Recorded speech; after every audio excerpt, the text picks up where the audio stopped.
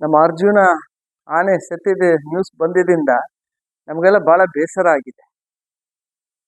ಅದು ಎಂತ ದೊಡ್ಡ ಆನೆ, ಎಷ್ಟು ಮಟ್ಟಕ್ಕೆ ನಮಗೆಲ್ಲ ಅದು ಖುಷಿ ಕೊಡ್ತಿತ್ತಂದ್ರೆ, ನಮ್ಮ ದಸರಾ ಪ್ರೊಸೆಷನ್ ಇರಲಿ, ಆನೆ ನೋಡಕ್ಕೆ ಒಂಥರ ನಮಗೆ ಖುಷಿ ಆಗೋದು.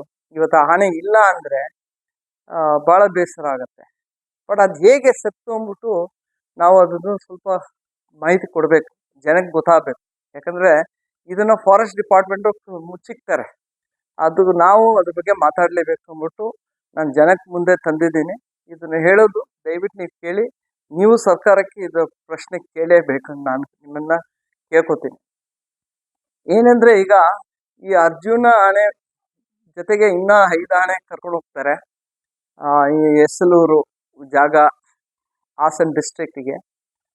ಆನೆ ಹಿಡಿಬೇಕಂತ ಹೋಗ್ತಿದ್ದಾರೆ. ಆ ಸಂದರ್ಭದೊಳಗೆ ಆ ಆನೆ ಇದು ದಾಳಿ ಮಾಡ್ತಿರೋ ಆನೆ ಬಂದು ಹಿಡಿಬೇಕಾದ್ರೆ ಅದು ಮಸ್ತೊಳಗಿತ್ತು. ಅದು ಮಸ್ತೊಳಗಿದ್ದಾಗ ಅದನ್ನ ನೀವು ಟ್ರ್ಯಾಂಕ್ಯುಲೈಸ್ ಮಾಡೋಕ್ಕಾಗಲ್ಲ, ಯಾಕಂದ್ರೆ ಅದಕ್ಕೆ ಟೆಸ್ಟೋಸ್ಟೆರೋನ್ ಲೆವೆಲೇ ಜಾಸ್ತಿ ಇರುತ್ತೆ. ಆ ಟೈಮಲ್ಲಿ ನೀವು ಟ್ರ್ಯಾಂಕ್ಯುಲೈಸ್ ಮಾಡಿದ್ರೆ ರಿಯಾಕ್ಷನ್ಗೆ ಸತ್ತೋಗುತ್ತೆ, ಆನೆನೂ ಸತ್ತೋಗುತ್ತೆ. ಬೇರೆ ಥರನೂ ಅಗ್ರೆಷನ್ ಜಾಸ್ತಿ ಇದ್ದಾಗ ಬೇರೆ ಆನೆಗೂ ತೊಂದರೆ ಆಗುತ್ತೆ ಅಂದ್ಬಿಟ್ಟು ಗೊತ್ತಿರೋ ವಿಷಯನೇ. ಡಾಕ್ಟ್ರಿಗೂ ಗೊತ್ತು, ಫಾರೆಸ್ಟ್ ಆಫೀಸರ್ಸ್ಗೂ ಗೊತ್ತು. ಅದು ಬಿಡಿ. ಈಗ ಎರಡನೇ ನಮ್ಗೆ ಬರ್ತಿರೋದು ವಿಷಯ ಅಂದ್ರೆ ಅದು ಇವ್ರು ಹೇಳ್ತಿರೋದೇನೋ ಇದು ಆನೆ ಬಂದ್ಬಿಟ್ಟು ಅರ್ಜುನನ ಕೊಂದ್ಬಿಡ್ತು ಇದು ಅಂದ್ಬಿಟ್ಟು ಮಾಹಿತಿ ಬರ್ತಿದೆ. ಅದು ಹೇಗೆ ಆಯ್ತು ಅಂತ ಕೇಳಬೇಕು, ನಾವೇ ಹೇಳ್ತೀವಿ ಕೇಳಿ. ಈಗ ಹೇಗೆಂದ್ರೆ ಈ ಡಾಕ್ಟರ್ ರಮೇಶ್ ಕುಮಾರ್ ಅಂದ್ಬಿಟ್ಟು ಒಂದು ಕುಮ್ಕಿ ಆನೆ ಮೇಲೆ ಕೂತಿರ್ತಾರೆ. ಆ ದಾಳಿ ಮಾಡೋ ಆನೆಗೆ ಶೂಟ್ ಮಾಡೋ ಬದಲು, ಟ್ರ್ಯಾಂಕ್ಯುಲೈಸ್ ಮಾಡೋ ಬದಲು ಇವರು ಅರ್ಜುನಕ್ಕೆ ಹೊಡಿತಾರೆ. ಅರ್ಜುನಕ್ಕೆ ಯಾವಾಗ ಹೊಡಿತಾರೋ ಅದನ್ನ ಮಾವತ್ತು ಎದುರು ಬಿದ್ದು ಓಡೋಗ್ಬಿಡ್ತಾನೆ.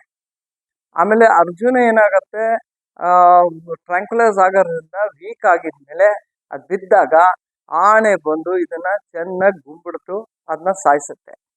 ಸೊ ಇದು ಘಟನೆ ಆಗಿರೋದೇನಂದ್ರೆ, ಒಂದು ಟ್ರ್ಯಾಂಕ್ಯುಲೈಸ್ ಆಗಿಲ್ಲ ಅಂದ್ರೆ ಅರ್ಜುನ, ಯಾಕಂದ್ರೆ ಅರ್ಜುನ ಎಷ್ಟೋ ಆನೆಗಳನ್ನ ಹಿಡ್ದಿದೆ ಅಭಿಮನ್ಯು ಜೊತೆ ಸೇರ್ಕೊಂಡು. ಸೊ ಇದು ಬಂದು ಹೇಗಾಗಿದೆ ಅಂದ್ರೆ, ಅದು ವೀಕ್ ಆಗಿದ್ದರಿಂದ ಆ ಆನೆ ಬಂದು ನಮ್ಮ ಅರ್ಜುನ ಸಾಯಿಸ್ಕೊಂಡ್ಬಿಟ್ಟು ನಾವಿವತ್ತು ಇದನ್ನು ನಮ್ಮ ಪಬ್ಲಿಕ್ ಮುಂದೆ ತಂದು ಹೇಳ್ತಾ ಇದ್ದೀವಿ. ನಾವು ಸರ್ಕಾರಕ್ಕೂ ಹೇಳ್ತಾ ಇದ್ದೀವಿ, ಇದಾಗಿರೋ ವಿಷಯನೇ. ಇದ್ರ ಬಗ್ಗೆ ಒಂದು ತನಿಖೆ ಮಾಡಿ, ಏನಕ್ಕೆ ಅದು ಮುಚ್ಚೋದು ಬೇಕಾಗಿಲ್ಲ. ಡಿಪಾರ್ಟ್ಮೆಂಟ್ ಅವರು ಧೈರ್ಯವಾಗಿ ಹೇಳ್ಬೇಕು, ಹೌದು ಆಗಿದೆ, ಇನ್ನು ಮುಂದೆ ಆಗೋದಿಲ್ಲ, ಆಗಬಾರ್ದು ಅಂದ್ಬಿಟ್ಟು. ಇದಾಗಿರೋ ವಿಷಯ, ಇದು ಆಗಿದೆ ದೊಡ್ಡ ತಪ್ಪು. ನಾವು ಇದ್ರ ಬಗ್ಗೆ ಹೇಳ್ಬೇಕಂದ್ರೆ 2 ದಿವಸದ ಮುಂದೆನೆ ನಿಮ್ಗೆ ಗೊತ್ತಿದೆ, ಮೂಡಿಗೆರೆ ಒಳಗೆ ಒಂದು ಆನೆ ಸಾಯಿಸ್ತಾರೆ. ಅದ್ರೊಳಗೂ ಓವರ್ ಟ್ರ್ಯಾಂಕ್ಯುಲೈಸ್ ಆಗತ್ತೆ, 2 ಟ್ರ್ಯಾಂಕ್ಯುಲೈಸ್ ಮಾಡ್ತಾರೆ. ಅದು ನೈಟ್ ಒಳಗೆ ಎಟಾರ್ಫಿನ್ ಯೂಸ್ ಮಾಡ್ತಾರೆ, ಅದು ಬಹಳ ಸ್ಟ್ರಾಂಗ್. ಇದು ಆ ಆನೆ ಆ ಟೆರೇನೊಳಗೆ ಮಾಡಲೇಬಾರ್ದಾಯ್ತು, ಅಂತ ಜಾಗದೊಳಗೆ ಮಾಡಿ ಅದು ಬಿದ್ದಾಗ ಒಂದು ಮರಕ್ಕೆ ಹೋಗಿ ಹೊಡ್ಕೊಂಡು ಸೊಂಡು ಸಿಕ್ಕಾಕೊಂಡು ಉಸಿರಾಡಕ್ ಆಗ್ತಿಲ್ಲ ಅಂದ್ಬಿಟ್ಟು ಅವರು DCF ಹೇಳ್ತಾರೆ, ರಮೇಶ್ ಬಾಬು ಅವರು. ಬಟ್ ಅದಾಗಿರೋದು ಡಬಲ್ ಟ್ರ್ಯಾಂಕ್ಯುಲೈಸರ್ ಆಗಿದ್ದರಿಂದ, ಎಟಾರ್ಫಿನ್ ಯೂಸ್ ಮಾಡೋದ್ರಿಂದ ಆನೆ ಸತ್ತೋಯ್ತು. ಇನ್ನೊಂದು ವಿಷಯ, ಈಗ ಮೂಡಿಗೆರೆ ಒಳಗೆ ಇನ್ನೊಂದು ಆನೆನ ಹಿಡಿದಿದ್ರು ಒಂದು 10 ದಿವಸದ ಹಿಂದೆ. ಅದನ್ನ ತಗೊಂಡೋಗಿ ನಮ್ಮ ಸಕ್ಕರೆಬೇಲು ಎಲಿಫೆಂಟ್ ಕ್ಯಾಪ್ ಇಟ್ಟು ಅದನ್ನ ಕೂಡ ಇಟ್ಟಿದ್ದಾರೆ, ಕ್ರಾಲ್ ಅಂತೀವಿ. ಅದ್ರೊಳಗಿಟ್ಟು ಅದಕ್ಕೆ ಏನು ತೊಂದರೆ ಆಗಿರೋದೇನಂದ್ರೆ, ಅದಕ್ಕೆ ಏನು ಮದ್ದು ಕೊಡ್ಬೇಕೋ ಕೊಡ್ತಾ ಇಲ್ಲ. ಫಸ್ ಆಗಿದೆ, ಅದನ್ನ ಟ್ರೀಟ್ಮೆಂಟ್ ಕೊಟ್ಟಿಲ್ಲ. ಡಾಕ್ಟರ್ ವಿನಯ್ ಕುಮಾರ್ ಅಂದ್ಬಿಟ್ಟು ಕೊಟ್ಟಿಲ್ಲ ಅಂದ್ಬಿಟ್ಟು ಜನ ಬಂದ್ಬಿಟ್ಟು ನಮ್ಮ principal chief conservator forest, chief wild life warden ಮಲ್ಕಡೆ ಅವ್ರಿಗೆ ಮಾತಾಡಿ ಅಲ್ಲಿ ಒಬ್ಬರು ಲೋಕಲ್ ಡಾಕ್ಟರ್ನ ಕರೆಸಿ ಟ್ರೀಟ್ಮೆಂಟ್ ಕೊಡೋಕೆ ಅಂತ ಹೇಳಿದ್ದಾರೆ. ಅವ್ರು ಹೋಗಿ ಅದು ನೋಡಿ ಟ್ರೀಟ್ಮೆಂಟ್ ಕೊಟ್ಟು ಬಂದಾಗ ನೆಕ್ಸ್ಟ್ ಡೇ ಅವ್ರಿಗೆ ಕರೆದೇ ಇಲ್ಲ. ಈ ವಿನಯನೇ ಕೂಡ್ ಮಾಡ್ತಿರೋದು ಅಂದ್ಬಿಟ್ಟು. ಈಗ ಆನೆಗೆ ಕಣ್ಣಿ ಹತ್ರ ಏಟ್ ಬಿದ್ದಿದೆ, ಸೊಂಡ್ಲಿಗೂ ಚುಚ್ಚಿದ್ದಾರೆ, ತೊಂದರೆ ಕೊಟ್ಟಿದ್ದಾರೆ, ಅದನ್ನ ಬಡ್ದು ಇದು ಮಾಡೋಕ್ಕೆ.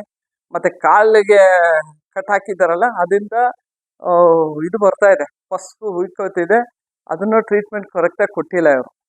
ಈಗ ನಮ್ಮ ಮಾಹಿತಿ ಬರೋದು ಭಾಳ ಬೇಜಾರು ವಿಷಯ ಅಂದ್ರೆ, ಆ ಆನೆ ಇವತ್ತು ಯಾಕೋ ಊಟನೇ ಮಾಡಿಲ್ಲ. ಅದು ಇನ್ನೊಂದು 2-3 ದಿವಸಕ್ಕೆ ಏನಾಗುತ್ತೋ ದೇವ್ರ ದಯೆಯಿಂದ. ನಾವು ಕೇಳ್ಕೊತಿರೋದು, ಜನ ಎಲ್ಲ ಸ್ವಲ್ಪ ದಯವಿಟ್ಟು ಮಾತಾಡಕ್ಕೆ ಶುರು ಮಾಡಿ ನಮ್ಮ ಆನೆಗಳು ಉಳಿಸೋಣ. ಯಾವುದು ಆನೆಗಳ ತೊಂದರೆ ಆಗಿದೆ ಜನಕ್ಕೆ, ಅದು ಸರ್ಕಾರ ಪ್ರಯತ್ನ ಮಾಡಿ ಅದನ್ನೆಲ್ಲ ಕಂಟ್ರೋಲ್ ಮಾಡಬೇಕು. ಬಟ್ ಈಗ ಆಗ್ತಿರೋದು, ನಮ್ಮ ವೈಲ್ಡ್ ಲೈಫ್ ವೆಟರ್ನರಿಯನ್ಸ್ ಇನ್ಎಕ್ಸ್ಪೀರಿಯನ್ಸ್ ಇಂದ ಇಂಥ ಘಟನೆಗಳಾಗ್ತಿದೆ. ಇದನ್ನ ಸ್ಟಾಪ್ ಮಾಡಬೇಕು. ಇದನ್ನ ಹೇಗೆ ಸ್ಟಾಪ್ ಮಾಡ್ಬೇಕಂದ್ರೆ ಎಕ್ಸ್ಪೀರಿಯನ್ಸ್ಡ್ ಸ್ಪೆಷಲೈಸ್ಡ್ ವೈಲ್ಡ್ ಲೈಫ್ ವೆಟರ್ನರಿಯನ್ಸ್ ಬೇಕು ನಮ್ಮ ಫಾರೆಸ್ಟ್ ಡಿಪಾರ್ಟ್ಮೆಂಟ್ ಒಳಗೆ. ಮಧ್ಯಪ್ರದೇಶ ಒಳಗೆ ಮಾಡಿದ್ದಾರೆ, ಅದೇ ಥರನೂ ಇಲ್ಲೂ ಕರ್ನಾಟಕ ಗೌರ್ಮೆಂಟ್ ಮಾಡಬೇಕು ಅಂತ ನಾವು ಕೇಳ್ಕೊತಾ ಇದ್ದೀವಿ. 2 ವರ್ಷದಿಂದ ಬರಿತಾ ಇದ್ದೀವಿ, ಸರ್ಕಾರಕ್ಕೆ ಕೇಳ್ಕೊಂಡಿದ್ದೀವಿ. ನಾವು 1 ತಿಂಗಳಿಂದೇನೋ ನಮ್ಮ ಫಾರೆಸ್ಟ್ ಮಿನಿಸ್ಟರ್ ಈಶ್ವರ್ ಖಂಡ್ರೆ ಅವ್ರಿಗೂ ಬರ್ತಿದ್ವಿ. ಈಗ ಸಿಚುವೇಶನ್ ಬಂದಿದೆ. ಈಗ ನೋಡಿದ್ರೆ ಆಗ್ತಿರೋದು ಒಂದ್ ಕಡೆ ವಿನಯ್, ಇನ್ನೊಂದ್ ಕಡೆ ಮುಜೀಬ್. ಕನ್ನಡಿಗರ ಮೆಚ್ಚಿನ ನಿಮ್ಮ ನ್ಯೂಸ್ 18 ಕನ್ನಡ ಈಗ ವಾಟ್ಸ್ಆಪ್ನಲ್ಲಿಯೂ ಲಭ್ಯ. ಕರ್ನಾಟಕ ಮತ್ತು ದೇಶ ವಿದೇಶದ 360 ಡಿಗ್ರಿ ಸುದ್ದಿ ವಿವರವನ್ನ ನೀವು ನಿಮ್ಮ ಕೈ ಬೆರಳುಗಳಲ್ಲಿಯೇ ಪಡೆಯೋದಿಕ್ಕೆ ಈ QR ಕೋಡ್ ಅನ್ನ ಸ್ಕ್ಯಾನ್ ಮಾಡಿ. ನಮ್ಮ ಚಾನೆಲ್ ಅನ್ನ ಫಾಲೋ ಮಾಡಿ, ನೋಟಿಫಿಕೇಶನ್ ಆನ್ ಮಾಡಿ.